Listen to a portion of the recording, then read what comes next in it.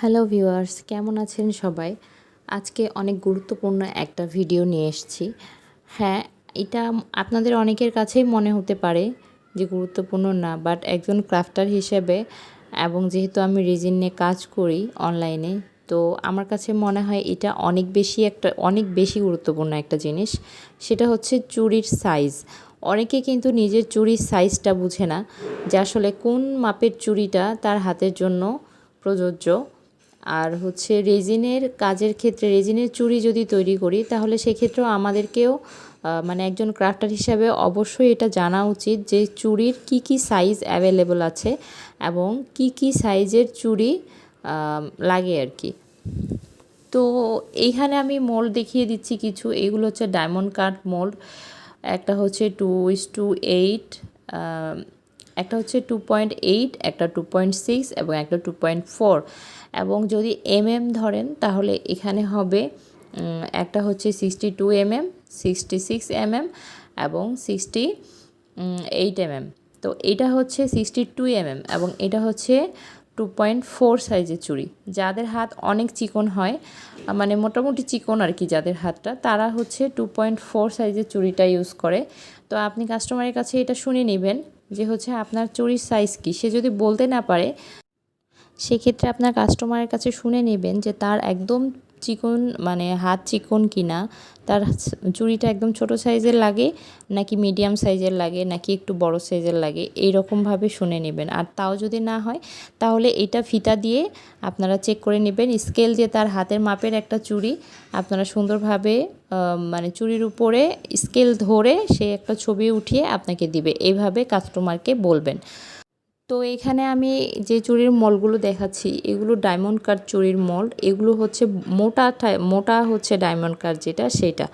এটা ছাড়াও আপনার চিকন একটা ডায়মন্ড কাট মোল্ড আছে। এই যে এটা হচ্ছে চিকন ডায়মন্ড কাট চুড়ির মোল্ড।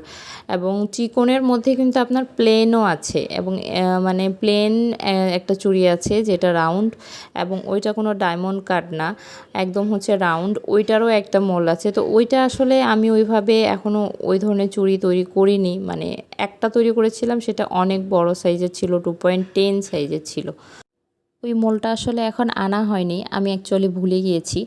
আসলে মোল্ড সব তো একই রকম দেখতে হয়, ঠিক এইরকমই দেখতে, বাট ওইটার ভিতরে ডায়মন্ড কাট না, ওইটা জাস্ট প্লেন। মোল্ডটা দেখতে কিন্তু একই রকমের।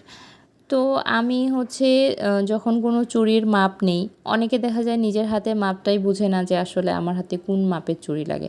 তো সেই ক্ষেত্রে আমি কাস্টমারকে বলি যে আপু, আপনার হচ্ছে চুড়ি, আপনার হাতে যে চুড়িটা পারফেক্ট হয় সেই চুড়িটার উপরে একটা স্কেল অথবা একটা হচ্ছে ফিতা ধরে আপনি আমাকে একটা ছবি দিবেন, এবং মাঝামাঝি একদম চুড়ির মিডিল বরাবর হচ্ছে এটা ধরতে হবে, ধরে আমাকে হচ্ছে আপনি একটা ছবি দিবেন।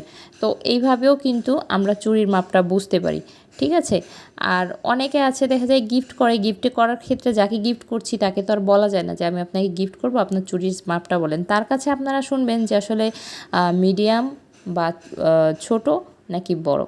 মানে অনেকে আছে বলতে পারে এটা যে হ্যাঁ তার হাত হচ্ছে মিডিয়াম, বা তার মিডিয়ামটা হলেই চলবে, বা অনেকে বলে যে একটু লাগে। তো এইভাবে আপনারা জেনে নেবেন। তো এই যে আমি এখানে দেখিয়ে দিচ্ছি, ঠিক এইভাবে আপনারা স্কেল হোক বা ফিতা হোক কিছু একটা ধরবেন চুড়ির মাঝ বরাবর, কাস্টমারকে বলবেন যে আপনি এইভাবে ধরবেন। ধরে এই যে দেখুন এখানে দেখা যাচ্ছে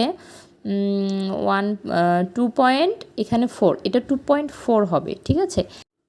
তো এই যে এখানে দেখছেন 2 আছে এবং 2 এর পরে কয়েকটা আর কি, ফিতাটা ঠিকভাবে ধরতে হবে অবশ্যই। ধরে এইভাবে আপনারা মাপটা নেবেন, নিয়ে আসলে 1 mm এর কম বেশিতে কিছুই হয় না, জাস্ট এভাবে ফিতাটা নিলে দেখা যাবে, মানে আপনারা বুঝতে পারবেন যে আসলে সাইজটা কেমন লাগে।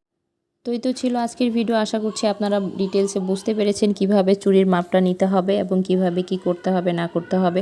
তো ভালো থাকবেন সবাই, এবং চ্যানেলটিকে সাবস্ক্রাইব করে ভিডিওতে একটা লাইক দিবেন। আল্লাহ হাফেজ।